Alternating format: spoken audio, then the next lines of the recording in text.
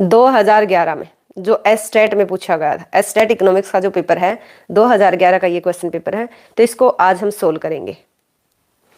सबसे पहले क्वेश्चन है क्वेश्चन नंबर 91, क्योंकि आपका 91 से स्टार्ट होता है ना, 60 क्वेश्चन टोटल आते हैं, 1 मार्क्स का यानी कि 1 नंबर का एक क्वेश्चन होता है आपका।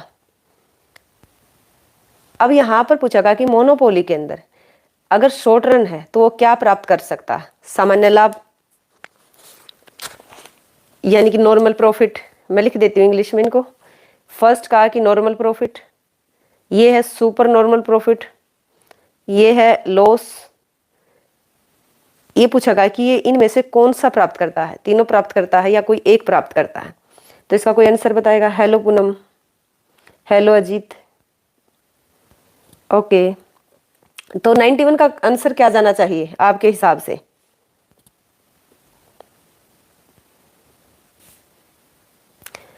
चलिए मैं बताती हूँ आपको। जब शॉर्ट रन होता है ना, शॉर्ट रन में क्या होता है कि जो मोनोपोली हो या चाहे मोनोपोलिस्टिक कंपटीशन हो या फिर परफेक्ट कंपटीशन, हर में तीनों ही केस देखने को मिलेंगे। यदि आप बात करते परफेक्ट कंपटीशन के लॉन्ग रन की तो सिर्फ नॉर्मल प्रॉफिट रहेगा, ठीक है। उसी प्रकार से यदि आप बात करते हो मोनोपोलिस्टिक कंपटीशन की, एकाधिकार प्रतियोगिता की, ठीक है ना। मोनोपोलिस्टिक कंपटीशन मैंने एकाधिकार प्रतियोगिता बोला, जहां पर क्या होता है एक दूसरे के सब्स्टिट्यूट्स पाए जाते, प्रोडक्ट डिफरेंशिएशन पाया जाता है, वहां पर भी लॉन्ग रन में नॉर्मल प्रॉफिट मिलेगा। मोनोपोली एकाधिकार में सुपर नॉर्मल प्रॉफिट रहेगा, ठीक है, लॉन्ग रन में। शॉर्ट रन में तीनों ही केस बनेंगे, तो इसलिए इसका आंसर जाएगा डी, ठीक है ना। क्या जाएगा? डी चला जाएगा इसका। उसके बाद हम बात करते हैं कि मांग वक्र में विवर्तन से क्या अभिप्राय है। तो मांग वक्र में विवर्तन का क्या मतलब होता है? अभी मैंने बीकॉम का बीकॉम या बीए जहां पर भी 2 चैप्टर मैंने करवाए यहाँ पे, एक तो इलास्टिसिटी ऑफ डिमांड, एक मैंने करवाया है खाली डिमांड वाला। तो अगर आपको कोई कंफ्यूजन है ना, तो दोनों के दोनों वो 2-2 3-3 पार्ट में उनको देख लीजिएगा। ये बोल रहे हैं कि मांग में शिफ्टिंग की बात हो रही है, तो आप सभी जानते हो कि शिफ्टिंग का मतलब क्या होता है कि आपका एक ये फंक्शन होता है, डिमांड ऑफ एक्स, फंक्शन है price of X, income, taste, expectation, इन सब का फंक्शन है। तो अब देखिए जब शिफ्ट करता तो प्राइस क्या रहता, कांस्टेंट। अदर फैक्टर जो है ना, यदि ऊपर की तरफ जाएगा तो अदर फैक्टर इसके फेवर में चेंज होंगे, यदि ये नीचे की तरफ आता तो ये फैक्टर जो है ना इसके अपोजिट काम कर रहे होंगे। लेकिन जब हम बात करते हैं कि अलोंग द डिमांड करो, ठीक, 4 चीजों के बारे में जानते हैं ना। एक तो होता इंक्रीज, एक होता डिक्रीज, इंक्रीज की जगह दूसरा क्या होता है, एक्सटेंशन होता है, इसकी जगह क्या होता है, कॉन्ट्रैक्शन होता है, ठीक है ना। जब डिक्रीज इंक्रीज की बात करते हैं तो इनकी बात कर रहे थे, शिफ्ट कर जाएगा आपका डिमांड करो, चाहे ऊपर जाए चाहे नीचे जाए। जब एक्सटेंशन यानी कि विस्तार और संकुचन की बात कर रहे होते हैं, तो हमारा जो डिमांड करो, एक ही डिमांड करो से या तो हम ए पॉइंट से बी पॉइंट पर आ जाएंगे, ठीक है ना। ये यदि बी पर आते तो एक्सटेंशन हो जाएगा, यदि बी से ए पर जाते तो कॉन्ट्रैक्शन हो जाएगा। तो ये शिफ्टिंग की बात है तो देख लेते हैं। फर्स्ट की कीमत के बढ़ने पर मांग कम होना, ये तो होता है कॉन्ट्रैक्शन, एक डिमांड के ऊपर रहोगे। कीमत के कम होने पर मांग का घटना, ये तो कीमत के कम होने पर तो वैसे ही मांग बढ़ती है, तो कुछ नहीं है। कीमत में परिवर्तन के बिना, कि प्राइस तो कांस्टेंट रहा, अदर फैक्टर जब चेंज हो गए तो उसको बोलते हैं विवर्तन या शिफ्टिंग, तो हो जाएगा आंसर सी। उसके बाद है कि ना लाभ हो और ना ही हानि का ऐसा कौन सा बिंदु होता है।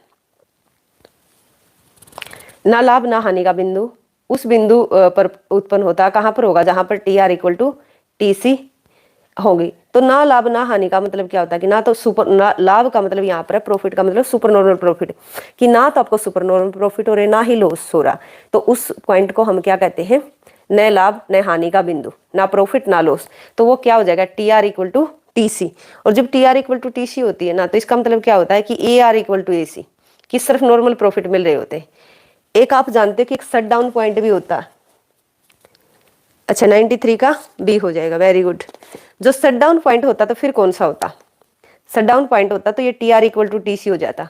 फिर क्या लिखते हैं, अगर इसका दूसरा लिखोगे तो average revenue equal to average variable cost, तो ये शट डाउन का हो जाता, ठीक है। और ये आपके नॉर्मल प्रॉफिट को दिखाता है, क्योंकि इसका दूसरा केस देखते तो ए आर इक्वल टू ए सी हो जाएगा, ठीक है। कोर सेक्टर, अगर हम कोर सेक्टर की बात करते हैं तो कोर सेक्टर कितने हैं, 8 कोर सेक्टर है। कौन कौन से हैं, तो इसमें देखना, इसका आंसर बताना कि 8 में से इनमें से कौन सा होगा।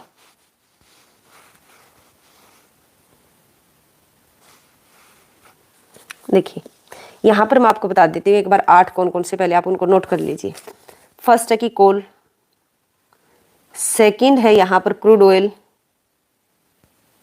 ऑयल, थर्ड है नेचुरल गैस, फोर्थ है रिफाइनरी प्रोडक्ट, फिफ्थ है फर्टिलाइजर, सिक्स्थ है स्टील, और सेवन्थ है सीमेंट, और एट्थ है यहाँ पर इलेक्ट्रिसिटी।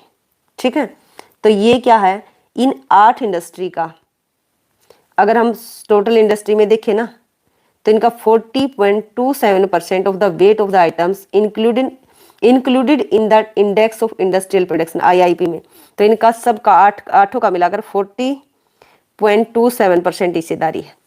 तो याद रखिए, अब इसका आंसर क्या हो जाएगा आपके हिसाब से, अगर हम बात करते हैं तो आधारभूत हो जाएगा ना, तो 94 का क्या हो जाएगा, डी कि आधार, ये बेसिक इंडस्ट्री है 8, और याद कर लेना कि 8 कौन कौन से। उसके बाद कि भारत में अधिकांश बेरोजगारी है 95 का, तकनीकी, मौसमी, वॉलेंट्री या स्ट्रक्चरल।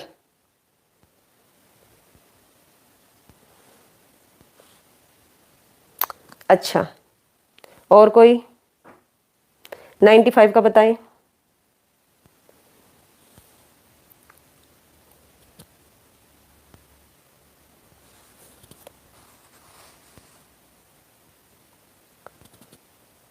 अच्छा, 95 का आप सभी भी बता रहे हो, तो इसको एक बार सोचना, और भारत में जो अधिकांश बेरोजगारी है उसको सर्च करना। ठीक है, इसको फिर कल डिस्कस करेंगे।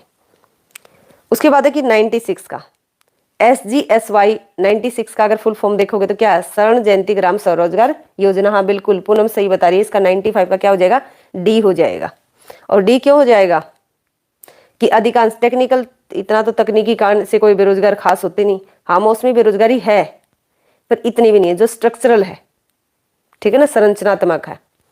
उसके बाद आप देखिए 96 का जो है वो क्या है, स्वर्ण जयंती ग्राम स्वरोजगार योजना। फिर भी हम 95 को कल डिस्कस करेंगे, कल इसके सारी की सारी जो अनएम्प्लॉयमेंट है ये कैसा है कैसा, सारी बताऊंगी मैं आपको। निम्न में से कौन सा एक गुणवत्ता यानी कि क्वालिटी का मेजरमेंट है, रजिस्ट्रेशन, हॉलमार्क, जागो ग्राहक जागो, इनमें से कोई भी नहीं। 97 का क्या हो जाएगा, ओके कविता, तो हॉलमार्क। ठीक है, टर्सरी सेक्टर कौन सा, तृतीय जो क्षेत्र कौन सा होता, प्राइमरी कौन सा, प्राइमरी में एग्रीकल्चर आ जाएगा, सेकेंडरी में इंडस्ट्री आ जाएगा, और टर्सरी में सर्विस आ जाएगा, तो सी हो जाएगा। देखना कितना आसान है, ये तो कोई भी बिना पढ़े भी कर लेगा सारा पेपर। जब समष्टि अपरिमित हो तो प्रयोग करना चाहिए, केवल संगणना विधि को, केवल क्या ये प्रतिव्ययन विधि को, या तो इसको देखिए इंग्लिश में कन्वर्ट करके देखना पड़ेगा। ठीक है, वैसे अगर 99 का आप जाओगे तो इसका आंसर है केवल प्रतिव्ययन विधि। ठीक है, लेकिन इसको भी हम पेंडिंग रखेंगे, इसको कल मैं ट्रांसलेट करूंगी इंग्लिश में, उसके बाद आपको बताऊंगी इसका मतलब क्या है। इतनी टिपिकल हिंदी समझ में नहीं आती। उसके बाद आज देखिए, भारत में किस बैंक को करेंसी नोट जारी करने का अधिकार है, तो आप सभी जानते हो कि रिजर्व बैंक ऑफ इंडिया को। और नाबार्ड के बारे में आपको कितनी बार बता चुकी हूँ।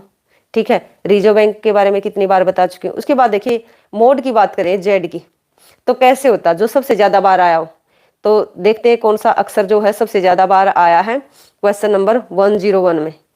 तो जो 8 है वो कितनी बार आया, 1 बार, 2 बार, और जो 10 है 1 बार, 2 बार, 3 बार, 4 बार, 6 यहाँ पर 1 ही बार आया है, 12 2 बार आया है, 4 भी 1 बार, तो इसका आंसर हो जाएगा डी, 10।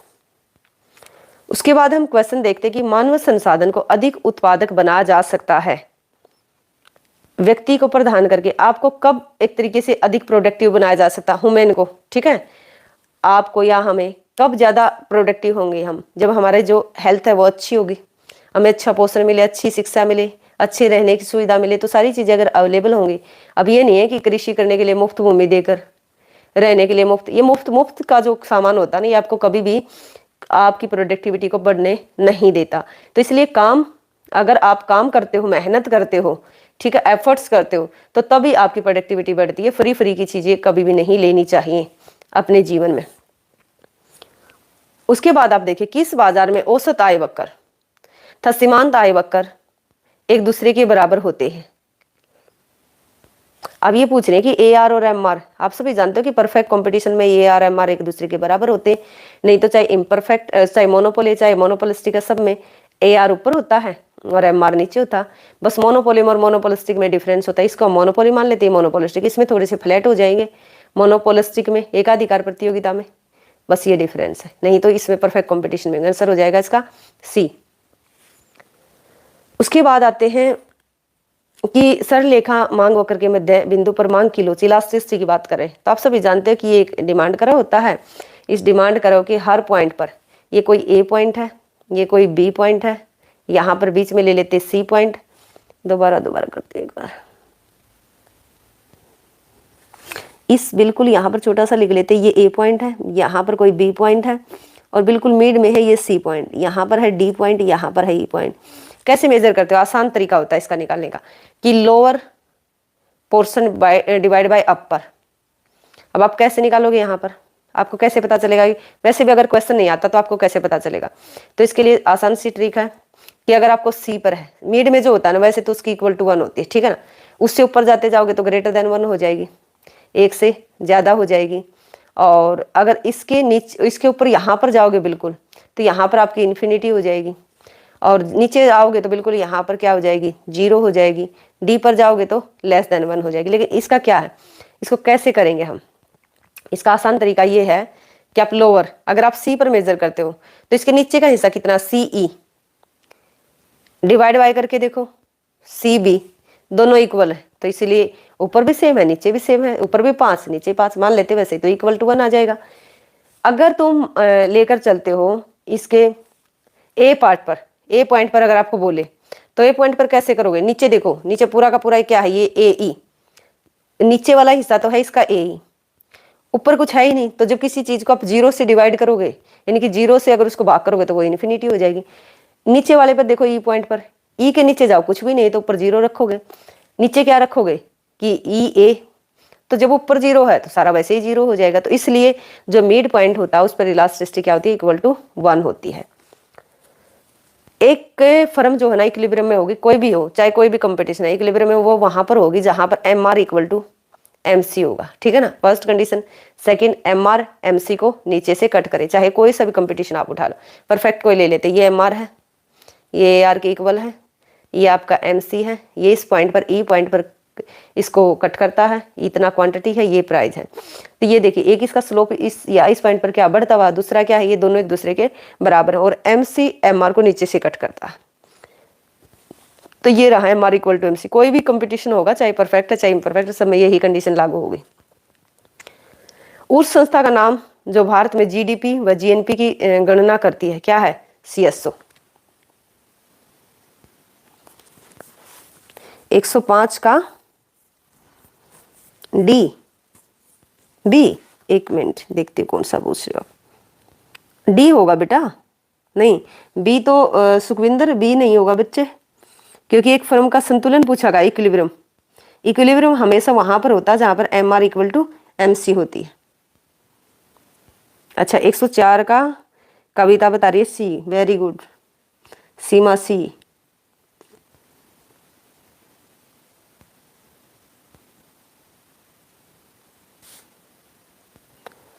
हाँ, 104 का डी कैसे होगा? सीमा 104 का डी नहीं होगा बच्चा, सी होगा।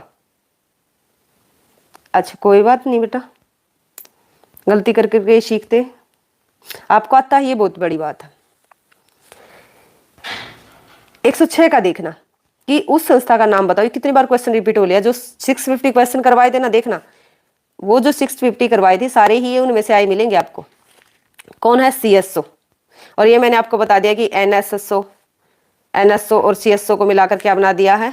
एनएसओ और सीएसओ को, फिर वो सीएसओ ही बनाया। अब मुझे बताना कि इनको कब मिला गया था, कब मर गया, 1000 बार उन 650 में मैंने आपको एक्सप्लेन किया। तो इसका आंसर है बी। संपूर्ण सांख्यिकी श्रेणी की एक इकाई के रूप में प्रस्तुत करने वाला माप कहलाता है 107 का डी। कैसे? केंद्रीय प्रवृत्ति,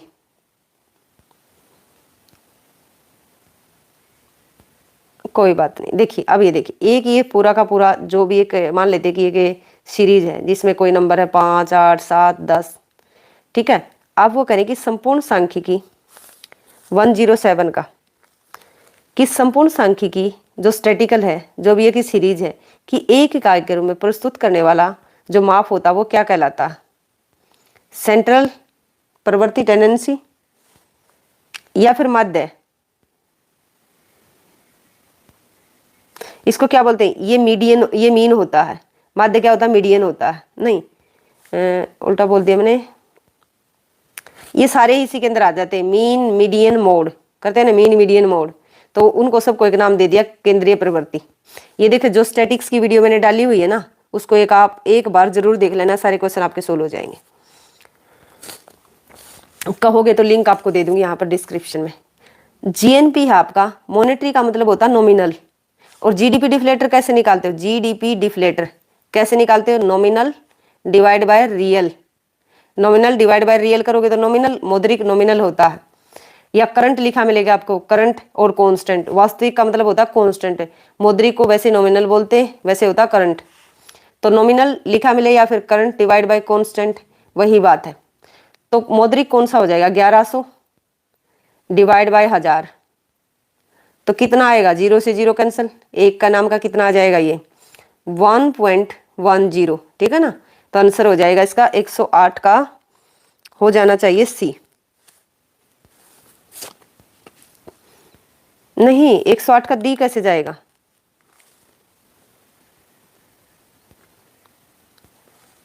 एक 108 का डी तो बेटा जब जाएगा ना, जब आप देखिए, अगर आप ऐसे कर रहे हो, ठीक है, 1100 ऊपर है, 1000 नीचे, तो ऊपर 110 कब जाएगा? ये तो तब भी अगर ऐसा करोगे तो फिर 1100 1100 रह जाएगा, पर 100 से मल्टीप्लाई नहीं कर रखा इन्होंने, ठीक है ना। तो ये जीडीपी डिफ्लेटर क्या है? ये सीमा मैंने करवाया हुआ ना बेटा। ये देखिए एक भी क्वेश्चन ऐसा नहीं जो मैंने नहीं करवाया हुआ आपका। अब ग्रीन रेवोल्यूशन आ गया आपका यहाँ पर, हरित क्रांति। इसके अंदर क्या था? ये पूरा पैकेज था। 1966 में आई हरित क्रांति, क्योंकि 66 से 69 तक क्या था? प्लान हॉलीडे था। अब ये हॉलीडे था इस टाइम पर, यानी कि हम पंचवर्षीय योजनाएं नहीं लेकर आए थे। और जो हमने गेहूं के बीज इंपोर्ट किए थे वो मैक्सिको से किए थे।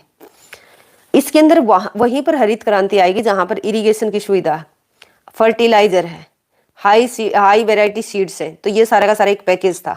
इसलिए तो हरियाणा के अंदर और पंजाब, सॉरी, हरियाणा, पंजाब और यूपी के कुछ एरिया में ही आ पाई। प्राइस इलास्टिसिटी की बात करें, आप जानिए, देखिए प्राइस इलास्टिसिटी क्या होती है? कि percentage change in price of x commodity, percentage change in quantity demanded of x. जब इसको हम ओपन करते हैं तो क्या होता है? चेंज इन को क्या करेंगे हम? ये नई क्वांटिटी, ये पुराने वाली quantity, divide by Q note, फिर क्या करेंगे? प्राइस की P1 नए प्राइस, पुराने प्राइस, और डिवाइड बाय इसको। अब ऊपर वाले को, इसको हम लिख देते हैं चेंज इन क्यू, ये खाली क्यू रह जाएगा। और नीचे लिख देते हैं हम चेंज इन, ऊपर लिख देते हैं चेंज इन P, और नीचे रह जाएगा P। फिर इसको क्या करोगे आप? परसेंटेज का नाम का 100 हो जाएगा। तो फाइनली ये आ जाएगा आपका change in Q upon change in P, into में आ जाएगा आपका P अपॉन में Q, ठीक है। तो आंसर कौन सा हो जाएगा? इसका हो जाएगा A। उसके बाद जाते हैं हम क्वेश्चन नंबर 111 पर। ट्रांसफर पेमेंट की बात की गई है, और बार बार मैंने बताया कि ट्रांसफर पेमेंट एक ऐसी पेमेंट होती है जिसके लिए ना आज कुछ पेमेंट करनी, ना तो आज आपने कुछ करके देना, ना फ्यूचर में कुछ करना, और ना ही पास्ट में आपने कुछ किया हुआ। तो ये कहते हैं कि लगान, लगान क्या होता है? Rent, wages, profit. ये तो देखिए काम करते हो तभी तो मिलते हैं। एक ये पेंशन होती है जिसको बुढ़ापा पेंशन आप बोल सकते हो। आपको अगर जैसे कि अभी आपका JRF हो जाए तो आपको जो स्कॉलरशिप मिलेगी वो भी एक तरीके से मिलेगी, जो स्कॉलरशिप वो भी एक तरफा हस्तांतरण होगी, तो इसमें ये हो जाएगा पेंशन। डिस्ट्रीब्यूशन में असमानता, देखिए इनइक्वालिटी की बात कौन करता? लॉरेंज करो। और लॉरेंज करो को जब हम बात करते हैं, लॉरेंज करो क्या होता? इनकम इनइक्वालिटी के बारे में तो बताता। ये आपका ये जो ये होता ना, ये गोल गोल, ये आपका लॉरेंज करो होता। और जब आप गिनी कोफिशिएंट निकालते हो तो क्या कैसे निकालते हो? इसका जो मैथमेटिकल पोर्शन होता है उसको आप क्या करते हो, गिनी कोफिशिएंट निकालते हो। तो लॉरेंज ग्रोथ थ्योरेटिकल है, लॉरेंज ने इसे दिया था, इसको मैथमेटिकल फॉर्म में अगर दिखा दोगे तो गिनी कोफिशिएंट हो जाएगा। और हाँ देखिए, ये जितना ज्यादा ही ये जो लाइन है ना, ये जितनी ज्यादा इससे दूर जाती जाएगी ना इस लाइन ऑफ इक्वलिटी से, उतना इनइक्वालिटी बढ़ती चली जाएगी। उसके बाद अगर स्टॉक की बात करें, दो चीज होती है, एक फ्लो होता है, एक स्टॉक होता है। स्टॉक का मतलब है कि किसी पॉइंट ऑफ टाइम पर आप फटाक देसी बता दो कि ये चीज इतनी है। फ्लो का मतलब होता है टाइम पीरियड चाहिए आपको, एक दिन, एक महीना, एक घंटा, एक साल, इस तरीके से। तो यहां पर देख लेते हैं फर्स्ट 113 का क्या कि धन, दूसरा की आय, एक्सपेंडिचर, एक्सपोर्ट। अब देखिए धन का मतलब वेल्थ, आप बता सकते हो अगर मेरे पास 5 करोड़ की संपत्ति है तो ये बता पाते हो एक पॉइंट पर आप। लेकिन इनकम क्या कहते हो कि मेरे महीने की इनकम इतनी है, मेरी एक दिन की इतनी, एक साल की इतनी, मैं एक दिन का, एक घंटे का इतना खर्चा, एक महीने का इतना, इस तरीके से। एक्सपोर्ट हमारे 6 महीने के एक्सपोर्ट इतने, एक साल में हमारे इतने एक्सपोर्ट हुए, ये सारी चीजें आप, एक टाइम पीरियड चाहिए आपको। तो दो चीजें यहाँ पर नोट डाउन कर लेना कि आय, व्यय और एक्सपोर्ट हमारे फ्लो कंसेप्ट है, और जो स्टॉक होगा हमारा जो वेल्थ है, जो धन है। और वैसे भी यदि मान लिया जाए कि अगर हम स्टॉक की बात करते हैं ना, स्टॉक का तो मैंने बता दिया एक पॉइंट ऑफ टाइम पर, ठीक है। यदि आपसे कोई पूछे जहां पर भी आप हो, वहां से अगर दिल्ली तक का डिस्टेंस पूछे तो स्टॉक हो जाएगा। यदि आप गाड़ी से जा रहे हो तो वो फ्लो हो जाएगा उस टाइम पर, स्पीड। प्राइस थ्योरी किसे कहते हैं हम, माइक्रो में होता है ना, ठीक है। जो प्राइस होती है, जो कीमत सिद्धांत है, उसको क्या बोलते हैं, व्यष्टि अर्थशास्त्र या माइक्रो इकोनॉमिक्स। बैंक क्या है, क्वेश्चन नंबर 115 इसका आंसर क्या जाएगा कि बैंक व संस्था मुद्रा का व्यापार करते हैं, शेयर व परिसंपत्ति का व्यापार करते हैं। शेयर का काम थोड़ा करते हैं, न केवल मुद्रा का व्यापार करते हैं बल्कि मुद्रा का निर्माण भी करते हैं। डी तो हो ही नहीं सकता, तो ये हो जाएगा ना आपका सी। 115 का क्या हो जाएगा आपका, सी हो जाएगा। ये ध्यान रखना 115 का सी, कि न केवल मुद्रा का व्यापार करते हैं बल्कि क्रेडिट क्रिएशन भी तो करते हैं, कि जो आप जमा करवाते हो उससे क्या करते रहते, आगे लोन देते रहते। बंद अर्थव्यवस्था क्या होती है, कि जहां पर किसकी अनुपस्थिति हो, गवर्नमेंट की नहीं है, ऐसा तो कुछ नहीं। परफेक्ट कंपटीशन तो होती है बिल्कुल, डिमांड और सप्लाई के आधार पर जब काम चले। विदेशी व्यापार यानी कि जहां पर हमारा दूसरे देशों के साथ कोई लिंक ना हो, तो उसको हम बोलते हैं कि क्लोज्ड इकोनॉमी, ठीक है ना। देखिए एक और ये क्वेश्चन आती है ना कि इकोनॉमी, क्लोज्ड इकोनॉमी कब तक रहेगी, जब तक कंज्यूमर है प्रोड्यूसर है यानी कि इन्वेस्टर है, गवर्नमेंट है, जब तक रेस्ट ऑफ द वर्ल्ड नहीं आता, एक्सपोर्ट और इंपोर्ट या नेट एक्सपोर्ट जिसको बोलते हो आप, जब तक ये नहीं आते तब तक आपकी क्लोज्ड रहेगी, उसके बाद ओपन हो जाएगी। मनरेगा के अंदर कितने दिन के लिए काम दिया जाता है, 150 दिनों के लिए। उस फाइनेंस मिनिस्टर का नाम बताइए जो 1991 में जब इकोनॉमिक पॉलिसी आई तो थे, नाम बताना आपको कौन थे। 118 का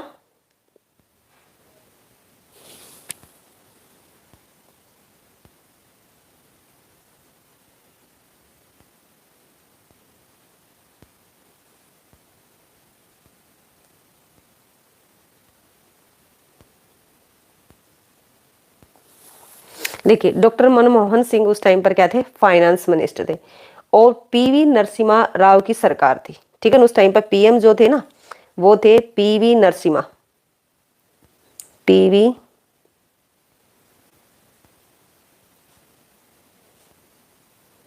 नरसिम्हा राव, और मनमोहन सिंह जी क्या थे उस टाइम पर, फाइनेंस मिनिस्टर थे। तो ये ध्यान रखना, तो इसका आंसर हो जाएगा ए।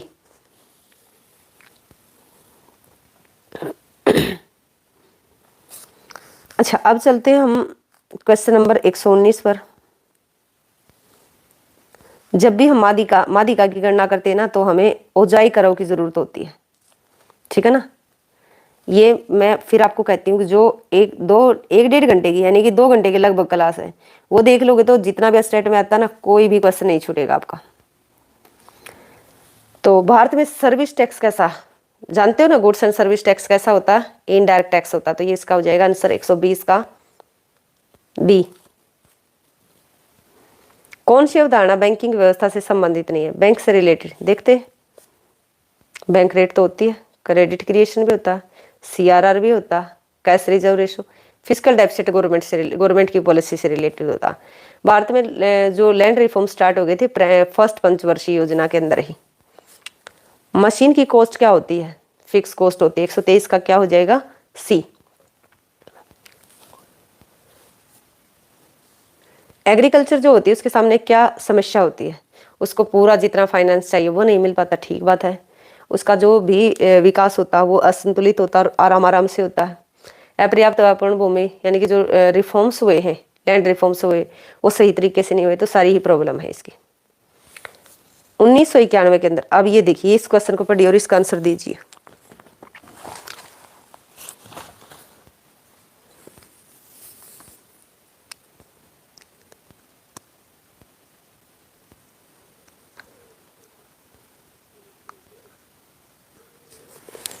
अब देखिए मैं बताती हूँ इसको एक बार थोड़ा सा। 124 का आपने क्या बताया? हाँ डी ठीक है। 125 के ऊपर एक बार थोड़ी सी आपके सामने चर्चा करती हूँ। फर्स्ट जो इंडस्ट्रियल पॉलिसी आई थी ना बेटा 48, 125 का। अच्छा हाँ ठीक है। सुखविंदर 100 बिल्कुल 25 का बी है। सरिता करेक्ट करो बेटा, डी नहीं बी है। 48 थोड़ा थे। अब देखिए इधर फर्स्ट इंडस्ट्रियल पॉलिसी, ध्यान रखना इसको, 6 अप्रैल 1948 को आई थी। उस टाइम पर जो उद्योग मंत्री थे वो थे doctor Shyama Prasad Mukherjee. Mixed economy लेकर चले थे। उसके बाद जो है ना सेकंड पॉलिसी आई 1956 में, जो कि बहुत ही मेजर रोल प्ले करती है। इसमें सोशलिस्ट पैटर्न को अपनाया गया था। 1956 में गवर्नमेंट का ज्यादा रोल हो गया था। 1991 में जो पॉलिसी आई ना, ये आई थी 24 जुलाई। ये 24 जुलाई शब्द है ना बहुत बार पूछा जा चुका है। उस टाइम पे इस नई औद्योगिक नीति में 18 इंडस्ट्री थे उस टाइम पर, ठीक है। 18 थे स्टार्टिंग में ये, जिनके लिए लाइसेंस लेना जरूरी था। फिर 18 से 13 किए, फिर इनको 5 किया। अब कोई बताएगा कितने हैं जिनके लिए लाइसेंस लेना जरूरी है? 4 है या 5 है?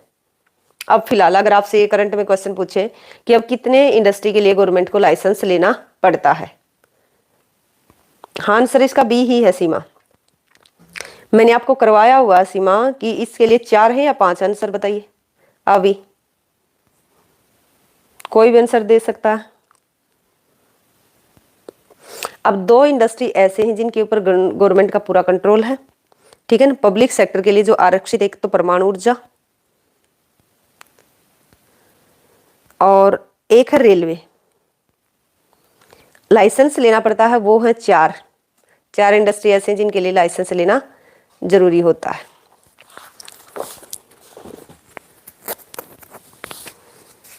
चार या 5?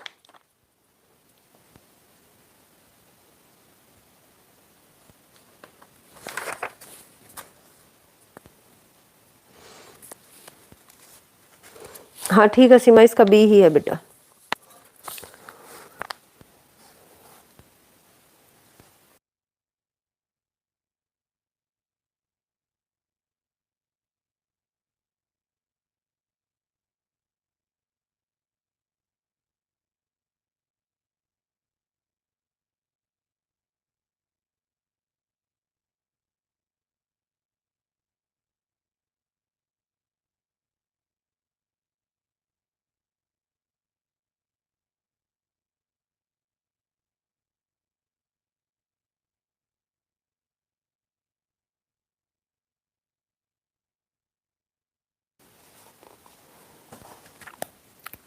हेलो पूनम।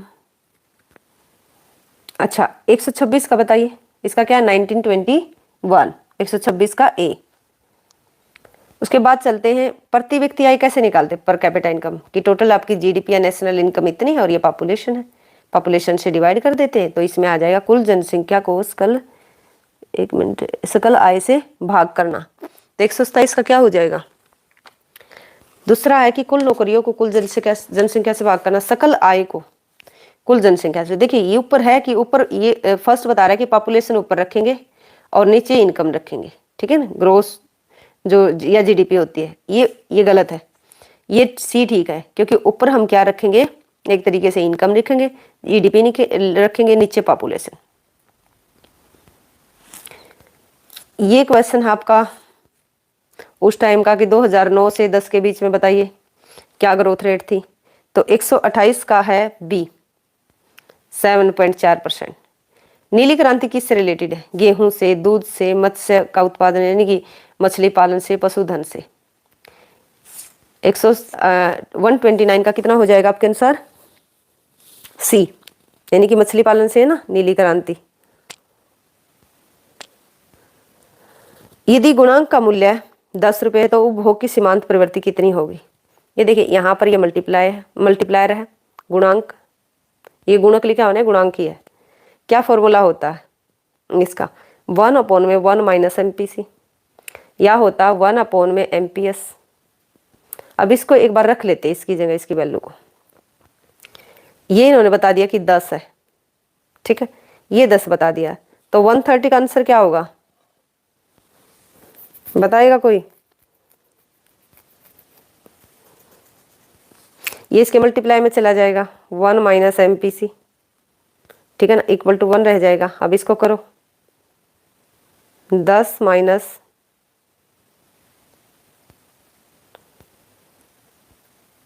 गलत कर दिया मैंने, एक सेकेंड। गुणक का मूल्य 10 है तो सीमांत उपभोग प्रवृत्ति MPC कितना होगा? हाँ यही रहेगा बेटा, K equal to 1/1 minus MPC। तो इसको ओपन करोगे ना कि 1 इसकी जगह MPC की जगह K की जगह 10 रखना आपको, ठीक है। तो ये सोल्व हो जाएगा आपका।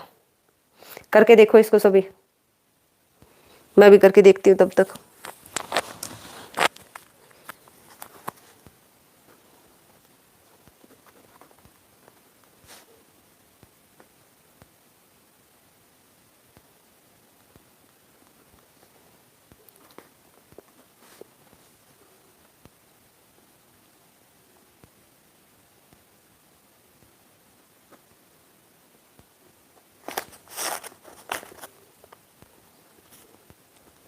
निकला?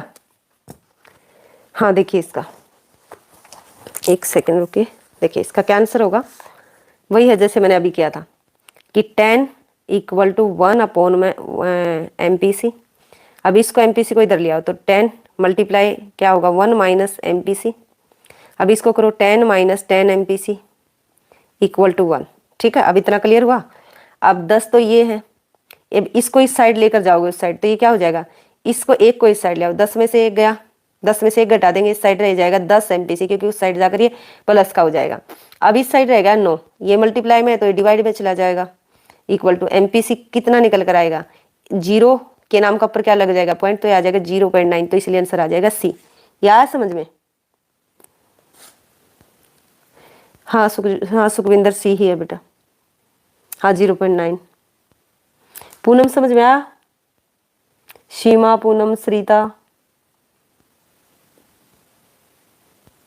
कविता, रीना,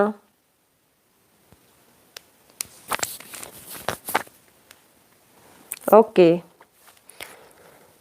आगे चलते हैं कि अन्य संख्याओं के समांतर माध्य के लिए लिए गए विचलनों का गणितीय योग। n संख्याओं की बात हो रही है, 131 का। देखिए n संख्या के समांतर माध्य से लिए गए विचलनों का गणितीय योग, कुछ नहीं, इसमें कंफ्यूजन नहीं होना। ये है कि एक सीरीज दी हुई है, ठीक है, ये सीरीज दी हुई है, मान लेते हैं कि 1 2 3 4 5, ये तो n की बात करें तो इसको जोड़ दो, 3 3 6 10 15 आ जाएंगे।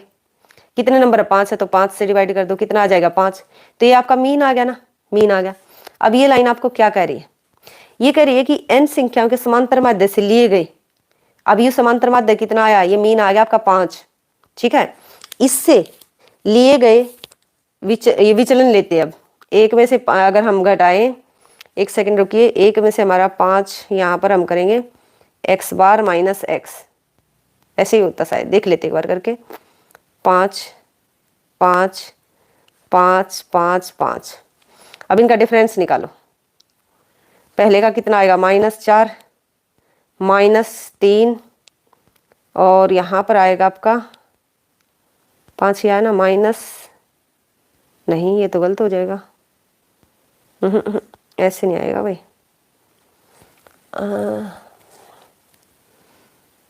हाँ 131 का बी तो है बेटा, क्योंकि इसमें क्या होता है कि जब हम एक्स माइनस एक्स बार का समीशन करते हैं ना, एक्स माइनस एक्स बार का, ठीक है।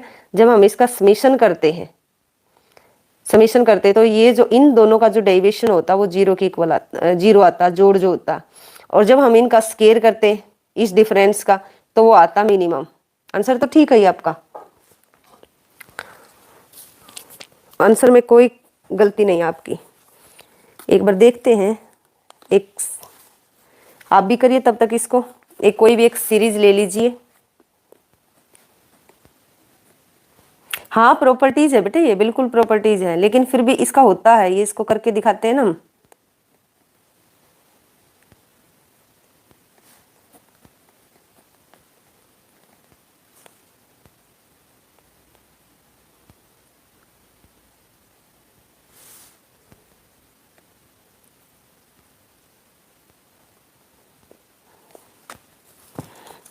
है, प्रॉपर्टीज है इसकी।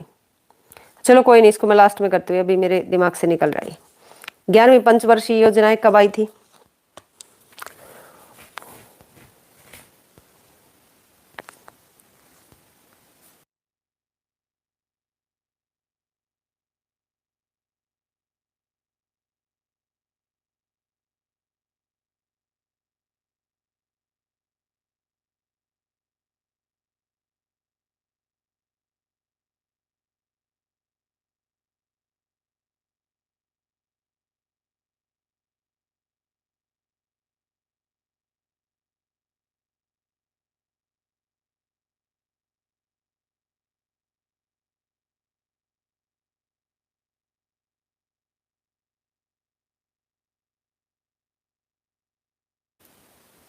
देखिए बताएगा कोई?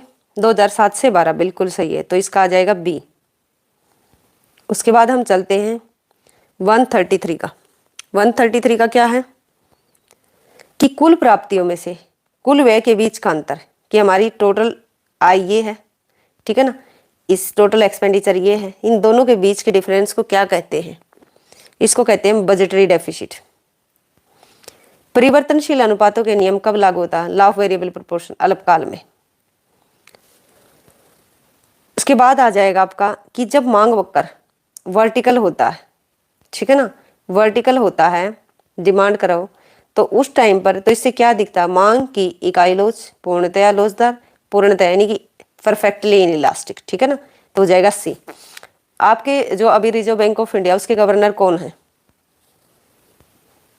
शक्तिकांत दास। इससे पहले कौन थे? उर्जित पटेल जी। ये आ गया आपका 137, ये भी स्टैटिक्स का ही है। अब इसका आंसर है स्पीयरमैन कोटी अंतर विधि। तो स्पीयरमैन वाले के बारे में आपको पता होना चाहिए।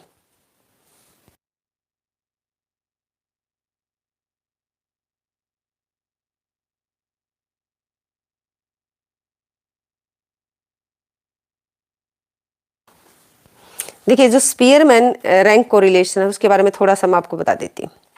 ये एक तो क्वालिटेटिव डेटा के ऊपर बेस्ड है।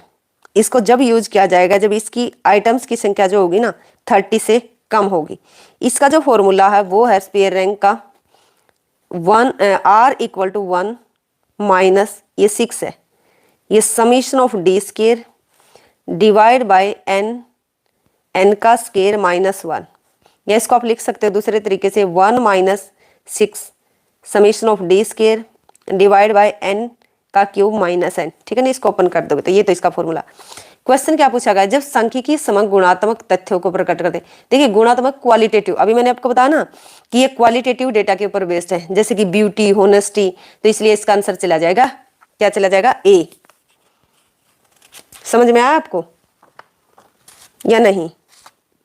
और कार्ल पियर्सन जो मेथड है वो किस चीज से रिलेटेड है? कार्ल पियर्सन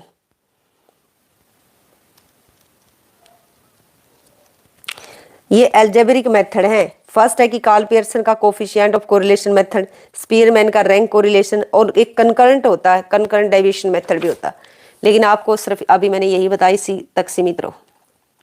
ये नर्स के कुछ नहीं होता, दो ही है, कार्ल पियर्सन और एक आपका क्या नाम है इसका, स्पीयरमैन। हाँ आपको कार्ल पियर्सन का मैं फॉर्मूला थोड़ा सा बता देती हूँ। इसका कार्ल पियर्सन का क्या है, कार्ल पियर्सन जो है इनका एक तो मेन जो है फॉर्मूला ये है कि summation of small X Y divide by under root summation of X का स्केयर इनटू में समीशन ऑफ वाई का स्केयर, ठीक है। और ये जो एक्स है ना स्मॉल, इसका मतलब होता है कि ये सीरीज है, उसमें से उसका मीन माइनस किया हुआ। ऐसे ही वाई कि ये वाई की सीरीज है, ये उसमें से उसका मीन माइनस किया हुआ। इसी तरीके से नीचे वाला कि जो ये एक्स स्केयर है, इसको हम लिखेंगे ये इसका सीरीज है, उसमें से मीन को माइनस किया हुआ, उसका स्केयर किया हुआ। तो सिंपल आप इसको, इसके फॉर्मूले को आप याद रखिएगा, हो सकता है कि कहीं पर पूछ ले। उसके बाद है कि 138 की साधन लागत पर फैक्टर कॉस्ट की बात करें। मैंने आपको कई बार बताया कि सकल राष्ट्रीय उत्पाद जीडीपी की बात करें, ग्रोस सकल राष्ट्रीय gross national product GNP at a factor cost. साधन लागत पर सकल राष्ट्रीय उत्पाद बराबर है बाजार कीमत पर सकल राष्ट्रीय उत्पाद के। अब देखिए, जब आप फैक्टर कॉस्ट की बात करते हो तो आप क्या करते हो, वहां पर सब्सिडी प्लस करते हो, टैक्स को माइनस करते हो, ठीक है ना। और जब आप मार्केट प्राइस की बात करते हो तो वहां पर क्या होता है कि आपकी सब्सिडी माइनस होती है और जो टैक्स होता है वो क्या होता है, प्लस होता है। तो फैक्टर कॉस्ट दी हुई निकालनी है आपको, दिया हुआ है इधर आपको बाजार कीमत पर, ये जीएनपी दिया हुआ, GNP at A market price. तो आप क्या करोगे, अभी चीज फैक्टर कॉस्ट पर जहां चीजें बनी है वहीं तक उनकी लागत निकालनी। तो जो आपका इनडायरेक्ट टैक्स होगा वो माइनस हो जाएगा और सब्सिडी प्लस हो जाएगी, ठीक है ना। आप इसे ऐसे भी लिख सकते हो कि सब्सिडी प्लस और माइनस जो इनडायरेक्ट टैक्स है। इनडायरेक्ट टैक्स क्यों बोल रहे हैं, क्योंकि गुड्स और सर्विसेज पर इनडायरेक्ट टैक्स ही लगता है। तो आंसर हो जाएगा डी। 139 का देखिए, 139 जो है इसका क्या है कि भारत में शहरी व्यक्ति को निर्धनता निर्धारित तो कितनी कैलोरी का मापदंड होना चाहिए, 2100। अगर गांव में होता तो 2400। एमसी वक्र एसी वक्र को उस स्थिति पर काटता है। देखिए एमसी वक्र, अब ये ध्यान रखिए, आपका जो एसी और एमसी होते हैं ना, दोनों ही क्या होते हैं, यू शेप के होते हैं, ठीक है। एमसी का मिनिमम पॉइंट उससे पहले आ जाता है, तो ये इसके मिनिमम पॉइंट पर कट करता है।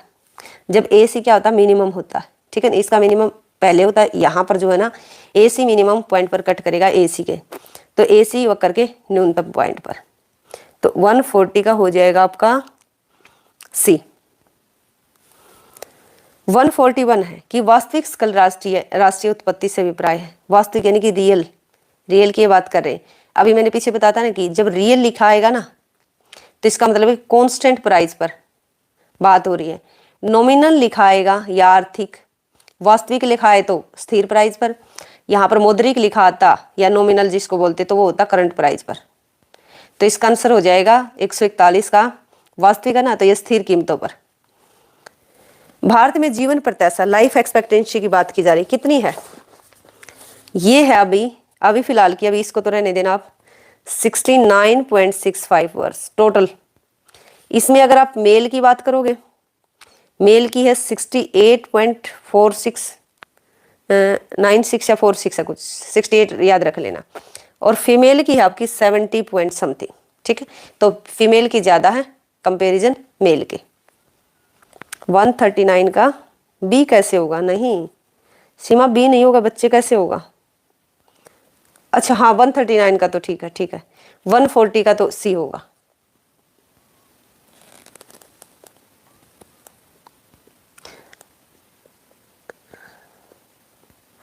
वन 134 का, 134 कौन सा था,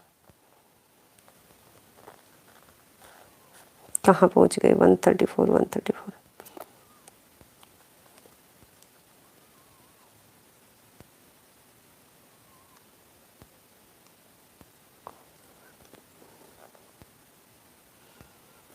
तो ये लाइफ एक्सपेक्टेंसी आपको पता चल गई ना। अब चलते आगे, औसत लागत एवरेज कॉस्ट करो की ये बात कर रहे हैं, कैसा होता है, यू आकार का होता है, ठीक है ना।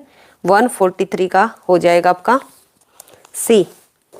औसत लागत वक्र की बात करें 143, यहीं पर ए सी किसका समीशन होता है, A C TFC plus TVC, total fix cost total variable cost का जोड़ होता है। आप इसको कैसे निकालते हो, ऐसे निकालते हो, एएफसी तो लगातार रेक्टेंगुलर हाइपरबोला होता है, गिरता रहता है। उसके बाद ये आपका होता है ए बी सी, इन दोनों को मिलाकर बनता है ए सी। जैसे जैसे आपका आउटपुट बढ़ता है वैसे वैसे एवरेज फिक्स कॉस्ट गिरती है, और इन दोनों का डिफरेंस है ना कम होता चला जाता है बस। और ये दोनों ही AC और ABC यू आकार के होते हैं, AFC रेक्टेंगुलर हाइपरबोला होता है। इनडिफरेंस कर्व की बात करें कैसे होते हैं, कॉन्वेक्स टू द ओरिजिन, ठीक है, कॉन्वेक्स टू द ओरिजिन। 144 का क्या हो जाएगा बी, कि मूल बिंदु की ओर उन्नतोदर, उन्नतोदर का मतलब होता है कॉन्वेक्स। भारतीय रुपया क्या है एक 145 का सांकेतिक सिक्का है।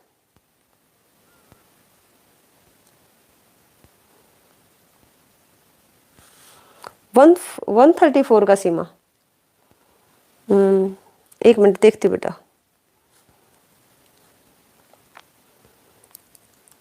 नहीं 134 का होगा आपका। आपने क्या बोला बी, नहीं सीमा, इसका होगा ए बेटा, क्योंकि ये लॉ ऑफ वेरिएबल प्रोपोर्शन है, घटते बढ़ते अनुपात का नियम, जिसमें एक फिक्स फैक्टर होता है। जैसे कि हमने कैपिटल या लैंड को लिया था, मान लेते कि एक एक मशीन ऐसे, इसके ऊपर हम वेरिएबल फैक्टर, एक लेबर लगाई, दो लेबर लगाई, तीन, फिर चार, पाँच, फिर हमने देखा था कि मान लेते कि इस मशीन पर दो ही लेबर काम कर सकती हैं, तो उस तक आपका आउटपुट इंक्रीज करेगा एट इंक्रीजिंग रेट। उसके बाद क्या होगा, इंक्रीज करेगा एट ए डिक्रीजिंग, उसके बाद फिर घटना स्टार्ट हो जाएगा, क्योंकि इनका जो रेशो है ना वो गड़बड़ा जाएगा।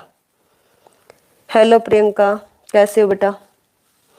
देखिए डायग्राम किया था सीमा, देखिए ये वाला बेटा, ठीक है। तो ये वाला, तो ये आपका शॉर्ट रन में होता है, इसको लॉ ऑफ वेरिएबल प्रोपोर्शन बोलते हैं।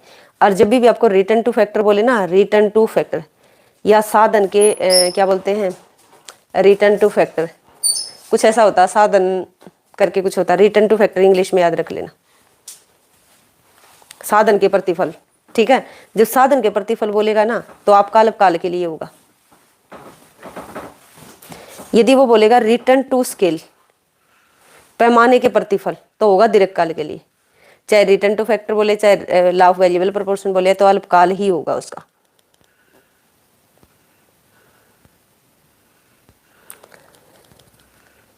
क्या प्रियंका किस चीज का डिक्रीज होगा बेटा?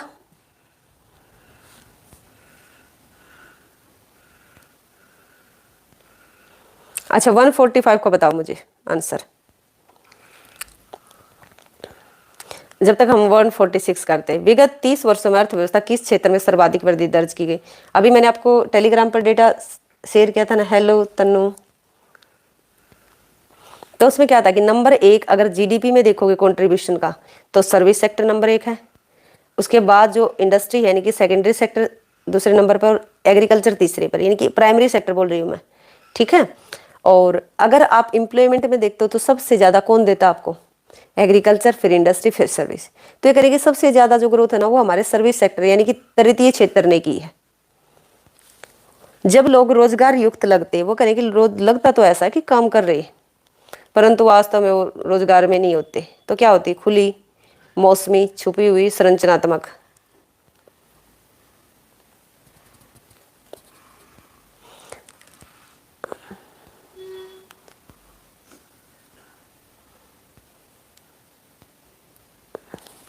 अच्छा okay okay Priyanka, thank you.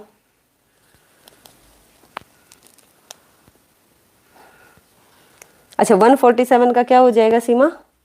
सी, हाँ, डिसगाइज्ड अनएम्प्लॉयमेंट। कैसा लगता है ना भाई, एक खेत है इसमें बहुत सारे लगे हुए, ये ग्रोथ एंड डेवलपमेंट पढ़ते हो तो उसमें लुइस नहीं कहता कि इस लेबर को यहाँ से निकालो, और एक टेडारो मॉडल भी आपने पढ़ा होगा, तो इधर इसको निकालो और इसको इंडस्ट्री में शिफ्ट कर दो, क्योंकि यहाँ पर इसकी जो मार्जिनल प्रोडक्टिविटी होती है क्या होती है? जीरो और नेगेटिव होती है, ठीक है ना। कौन सा पड़ोसी देश मान, अब ये देखिए मैंने करवा दिया आपका SDI वाला, तो आप मुझे बताइए, ठीक है ना, ह्यूमन डेवलपमेंट का।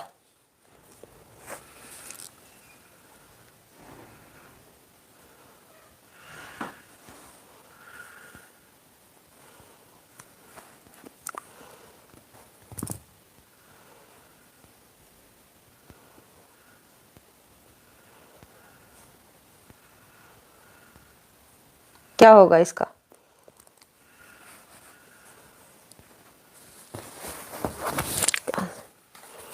बताइएगा कोई, SDI में आपकी कौन सी रैंक है? 132 है या 131 है?